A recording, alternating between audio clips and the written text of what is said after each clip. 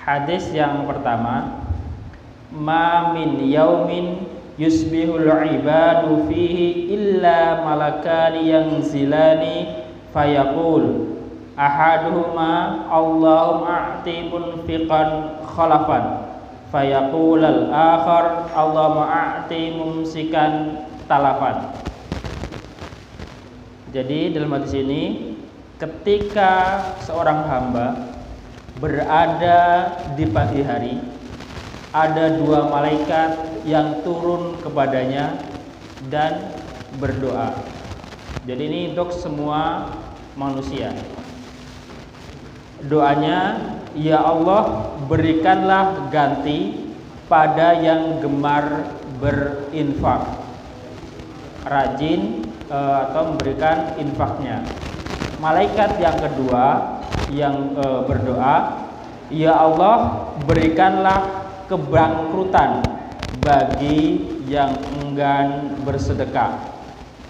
Hadis riwayat Bukhari nomor 1442 yang diriwayatkan oleh sahabat Abu Hurairah. Ini hadis yang pertama. Jadi setiap hari, setiap pagi, dua malaikat turun kepada kita semua. Dua malaikat ini membawa doa. Kira-kira menurut kita, kalau malaikat berdoa itu diijabah atau ditolak? Diijabah. Jadi dua malaikat ini berdoa. Yang pertama, ya Allah, berikanlah ganti pada yang gemar berinfak. Yang kedua berdoa, ya Allah, berilah kebangkrutan bagi yang enggan bersedekah. Nah, kira-kira kita tengok keseharian kita, tidak perlu lihat kanan kiri, lihat diri kita masing-masing saat ini. Kira-kira setiap hari kita termasuk yang berinfak atau yang kikir? Gak usah dijawab, tapi cukup dirasakan. Kita termasuk yang mana? Kalau kita termasuk yang berinfak, alhamdulillah, patut kita syukuri. Salah satu bentuk syukurnya adalah dengan meningkatkan infak-infak tersebut, malah jangan dikurangi. Tetapi kalau kita merasa kita belum berinfak atau merasa kita sebagai hamba yang kikir, enggan bersedekah, nah, mulai saat ini mari kita perbaiki infak kita. Ya, setiap hari, setiap subuh, pada subuh lah, berapapun kita infakkan. Nah, kalau Syekh Ali Jaber itu pernah menyampaikan, bikinlah sebuah kotak di rumah. Karena mungkin kalau kita 2000 ke masjid kadang malu, mau nyari pengemis juga belum keluar, apalagi nyari fakir miskin juga nggak pas kayaknya gitu kan. Nah, maka dia menyarankan bikin kotak di rumah, boleh dari kayu kata beliau atau dari kaleng-kaleng bekas. Nah, itu dibikin di rumah. Setiap hari kita masukkan infak kita, bisa 1000, bisa 2000, bisa 500, kan nggak ada yang tahu. Nanti setelah banyak atau setelah penuh, minimal sebulan sekali lah dibuka, baru diinfakkan.